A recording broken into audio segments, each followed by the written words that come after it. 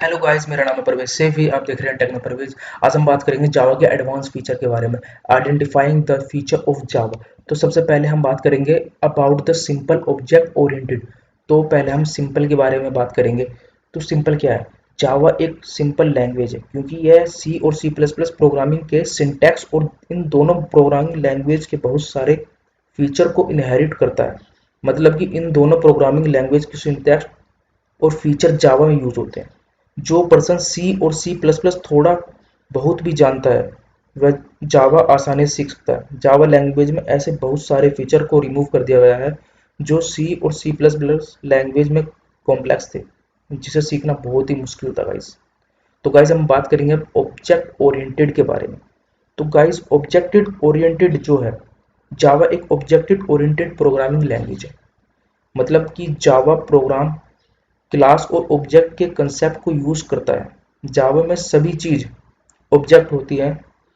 Object oriented programming एक computer program होता है जिसे प्रोग्रामर को केवल डाटा स्ट्रक्चर का डाटा टाइप ही डिफाइन करना ही करना पड़ता है, बल्कि उसके ऑपरेशन के बारे में भी बताना पड़ता है। दूसरे शब्दों में कहें कि ऑब्जेक्ट ओरिएंटेड प्रोग्रामिंग लैंग्वेज वैसे प्रोग्रामिंग लैंग्वेज को कहा जाता है जिसमें क्लास एंड ऑब्जेक्ट इस्तेमाल किए जाते हैं। ऑब्जेक्ट ओरिएंटेड के बहुत बेसिक कंसेप्ट हैं, जैसे class, object, polymorphism, inheritance, abstraction, encapsulation. तो गाइस ये है। तो गाइस अब बात करेंगे हम पोर्टेबिलिटी की। तो guys portability refer to the ability of program run. तो गाइस ये पोर्टेबिलिटी क्या है? तो जावा में जो हमारा प्लेटफॉर्म होता है, हमारा जो सोर्स कोड होता है, वो किसी भी प्लेटफॉर्म पे बिना सोर्स कोड को चेंज किए हुए किसी भी दूसरे प्रोग्राम पर रन किया जा सकता है। ठीक है? तो किसी भी कंप्यूटर में डेवलप किया हुआ कोड हम किसी भी डिफरेंट मशीन पर रन कर सकते हैं, किसी भी कोड पर रन कर सकते हैं, किसी भी मशीन ओएस पर रन कर सकते हैं। गाइज यही जावा की खासियत है। तो गाइज हम अब बात करेंगे प्लेटफॉर्म इंडिपेंडेंट के बारे में। तो गाइज प्लेटफॉर्म इंडिपेंडेंट, तो प्लेटफॉर्म इंडिपेंडेंट मतलब है कि कोई भी चीज केवल एक ही प्लेटफॉर्म पर डिपेंड ना हो। मतलब कि कोई भी प्रोग्राम किसी भी प्लेटफॉर्म पर रन किया जाए। जावा एक प्लेटफॉर्म इंडिपेंडेंट प्रोग्रामिंग लैंग्वेज है। यह दूसरे प्रोग्रामिंग लैंग्वेज जैसे कि सी और सी प्लस प्लस लैंग्वेज की तरह नहीं है कि जिस मशीन में प्रोग्राम लिखा गया हो केवल उसी मशीन में रन होगा। जावा के प्रोग्राम को आप किसी भी ऑपरेटिंग सिस्टम में रन करा सकते हैं क्योंकि Java write once run anywhere language. तो गाइज कंप्यूटर के क्षेत्र में दो प्रकार के प्लेटफॉर्म होते हैं। पहला प्लेटफॉर्म सॉफ्टवेयर बेस्ड और दूसरा हार्डवेयर बेस्ड। जावा सॉफ्टवेयर बेस्ड प्लेटफॉर्म प्रोवाइड कराता है। जावा के प्रोग्राम को किसी भी ऑपरेटिंग सिस्टम में रन करा सकते हैं, जैसे window, Mac OS, Linux, Unix etcetera. Java के प्रोग्राम कोड सबसे पहले कंपाइलर के द्वारा कंपाइल किए जाते हैं, जिससे बाइट कोड प्रोड्यूस होता है, जिसे इंटरमीडिएट कोड भी कहा जाता है। यह बाइट कोड को आप किसी भी ऑपरेटिंग सिस्टम में रन करा सकते हैं, लेकिन इसके लिए जावा एनवायरनमेंट होना जरूरी है। तो गाइज अब हम बात करेंगे जावा के डिस्ट्रीब्यूटेड कोड के बारे में। तो गाइस जावा का जो डिस्ट्रीब्यूटेड कोड है, जावा लैंग्वेज प्लेटफॉर्म इंडिपेंडेंट होने के कारण यह नेटवर्क एप्लीकेशन को डेवलप कराने में काफ़ी हेल्पफुल होता है। जावा में लैंग्वेज डिस्ट्रीब्यूटेड लैंग्वेज होती है क्योंकि यह डिस्ट्रीब्यूटेड एप्लीकेशन को डिज़ाइन करने की फैसिलिटी प्रोवाइड करता है। यह फीचर मल्टीपल प्रोग्रामर को मल्टीपल लोकेशन पर इंटरनेट के द्वारा सिंगल प्रोजेक्ट पर काम करने की फैसिलिटी प्रोवाइड करता है।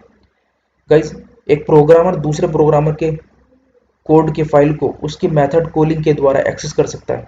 जावा का यह फीचर और प्रोग्राम दोनों ही चीज़ को शेयर करने की क्षमता रखता है। जब किसी भी कंपनी को बड़ा प्रोजेक्ट पर काम करना होता है तो वह उस प्रोजेक्ट को पार्ट बाय पार्ट सभी प्रोग्राम और डिज़ाइन को बांट देते हैं, फिर उसे सबसे लास्ट में सभी की कोड को एक मर्ज करके उस मेथड को कॉल कर देते हैं, जिससे कि फंक्शन एक सॉफ्टवेयर में या एक ही एप्लीकेशन में काम करने लगता है। तो गाइस अब हम बात करेंगे सोर्स एंड रिबस्ट के बारे में। तो गाइस सोर्स जो है सिक्योरिटी, जावा सिक्योरिटी के मामले में बहुत ही आगे है। इसमें एडवांस फीचर लाए गए हैं। हमारे जो जावा के कोड होते हैं उनमें सिक्योरिटी काफ़ी हाई होती है, उन्हें हैक और क्रैक करना बहुत मुश्किल होता है, क्योंकि जावा के जो सॉफ्टवेयर बने हुए होते हैं उन्हें क्रैक करना बहुत ही मुश्किल होता है गाइस। इसलिए जावा हाई इंडिपेंडेंट लैंग्वेज है गाइस। और रोबस्ट जो है गाइस, जावा प्रोग्रामिंग लैंग्वेज एक रोबस्ट मजबूत लैंग्वेज होता है, क्योंकि इसका मुख्य कारण रीज़न ये होता है कि जावा के पास इनबिल्ट एक्सेप्शन हैंडलिंग फीचर होते हैं। जावा के पास जो है इनबिल्ट एक्सेप्शन हैंडलिंग फीचर होते हैं, जो कि प्रोग्रामिंग में आने वाले एरर को हैंडल करता है और यूज़र को मैसेज शो कराता है कि आप प्रोग्राम में कौन सा एरर अवेलेबल है। इसके पास ऑटोमेटिक गार्बेज कलेक्शन होता है, जो कि जावा वर्चुअल मशीन में रन होता है। इसका काम होता है जो कि मेथड और ऑब्जेक्ट जावा प्रोग्राम के द्वारा यूज़ नहीं हो रहा उसे रिमूव कर देता है।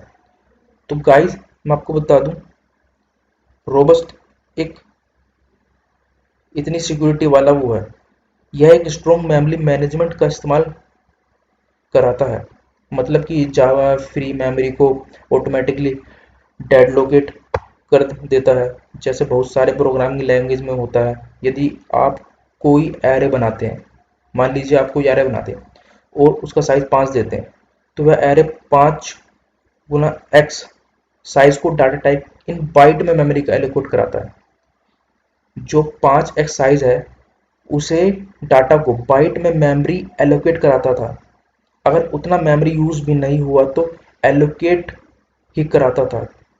लेकिन जावा में जो फ्री मेमोरी होती है, मतलब कि जो मेमोरी यूज नहीं होती, उसे रिलीज कर दिया जाता है। दूसरी प्रोग्रामिंग लैंग्वेज में पॉइंटर सिक्योरिटी ब्रेक का सबसे बड़ा कारण होता है कि जावा में एक्सप्लिसिट पॉइंटर को रिमूव करके सिक्योरिटी प्रॉब्लम को रिमूव कर दिया गया है।